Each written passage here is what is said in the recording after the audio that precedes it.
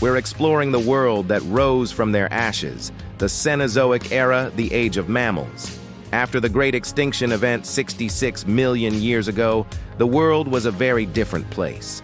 The colossal reptilian predators were gone, leaving a massive power vacuum. Who stepped up to fill the role of apex predator? The answer lies in a fascinating and diverse group of mammals that evolved to become the new hunters of this brave new world. Our story begins in the Paleogene period, a time of warm climates and dense global forests. With the non-avian dinosaurs out of the picture, early mammals, which had been small and secretive, began to diversify rapidly. The first wave of mammalian predators wasn't what you might expect. They weren't cats, dogs, or bears. Instead, we had incredible groups like the Mesonychids. Picture Andrew's Arcus, one of the largest land-dwelling carnivorous mammals ever discovered. Known only from a massive skull found in Mongolia, it was once imagined as a giant, wolf-like creature. More recent studies suggest it might have been more closely related to hippos and whales, perhaps an omnivore with a powerful bite for crushing shells and bones. Regardless of its exact diet, its sheer size tells us that mammals were already experimenting with becoming formidable predators. Then there were the creodonts. For millions of years, they were the dominant carnivores across the globe. Animals like Hyenodon, whose name means hyena tooth, were not related to modern hyenas but were incredibly successful hunters. They had powerful skulls and shearing teeth, perfect for slicing through flesh. Hyenodon species ranged in size from small, weasel-like creatures to massive hunters larger than a modern grizzly bear. They were a perfect example of adaptive radiation, filling every predatory niche available in the Paleogene forests and plains. Another famous creodont was Sarcastodon, a massive bear-like animal from Central Asia, which likely hunted large herbivores like Brontotheres.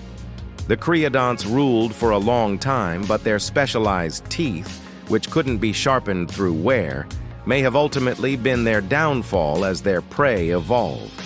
But as the Paleogene gave way to the Neogene, the world was changing again.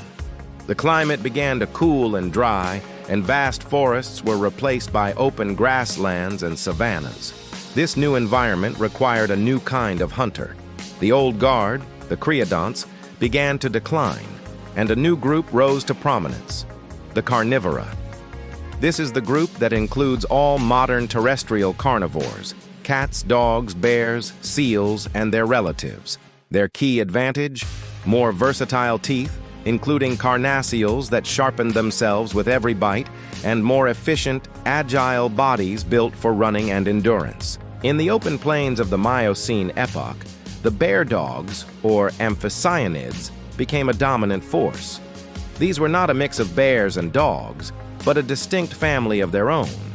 They ranged from coyote-sized scavengers to giants like Amphicyon ingens, a massive predator from North America that was larger than any living bear. With its powerful build, it was likely an ambush predator, capable of taking down the large, strange herbivores of the time, like the Chalicotheres. They were the undisputed kings of their environment for millions of years. At the same time, the ancestors of our familiar carnivores were carving out their own niches. The first true cats appeared, like the famed saber-toothed cats. One of the most iconic is Smilodon, the saber-toothed tiger, although it wasn't a tiger at all. Smilodon fatalis, a famous resident of the La Brea tar pits, was a powerfully built ambush hunter. It didn't chase down prey over long distances. Instead, it used its immense upper body strength to wrestle its prey, like bison and young mammoths, to the ground. Those incredible canine teeth weren't for slicing, but for delivering a precise, deep stabbing bite to the throat, causing rapid blood loss. Smilodon represents the pinnacle of a very successful hunting strategy that lasted for millions of years across multiple cat lineages. But the saber-toothed cats weren't alone. Alongside them were the ancestors of our modern felines. And let's not forget the canids, the dog family. While modern wolves are pack hunters built for stamina, Early dogs came in many shapes and sizes. Take Epicyon, a member of a group called the bone-crushing dogs. Living in North America, Epicyon was one of the largest canids ever, with a massive head and powerful jaws capable of cracking bone to get to the nutritious marrow inside, much like modern hyenas. This adaptation allowed them to make the most of every kill. As we move into the Pliocene and Pleistocene, we see a world that looks much more familiar, populated by giant versions of animals we know today. There were giant, short-faced bears like Arctodus simus, which stood nearly 6 feet tall at the shoulder. It was one of the largest terrestrial mammalian carnivores ever, and for a long time it was thought to be a super predator. However, recent analysis suggests it may have been a highly specialized scavenger, using its immense size and long legs to cover vast distances and intimidate other predators away from their kills. Imagine a bear that could run at 40 miles per hour.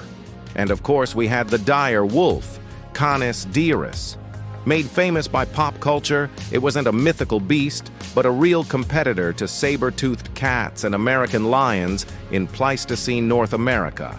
It was heavier and more robust than the modern gray wolf, with a more powerful bite.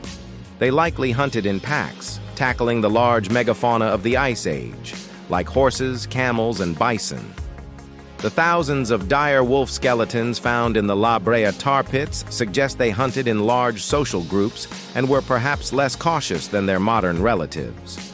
From the strange creodonts of the early forests to the powerful saber-toothed cats and giant bears of the Ice Age, the Cenozoic was a dynamic and brutal theater of evolution for mammalian predators.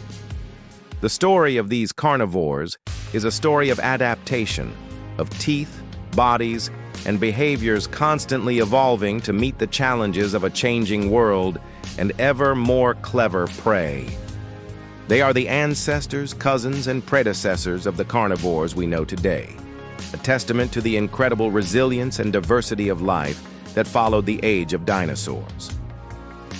Thank you so much for joining me on this journey through the Age of Mammals.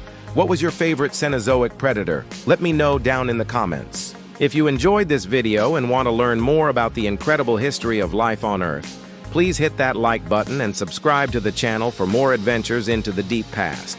We'll see you in the next one.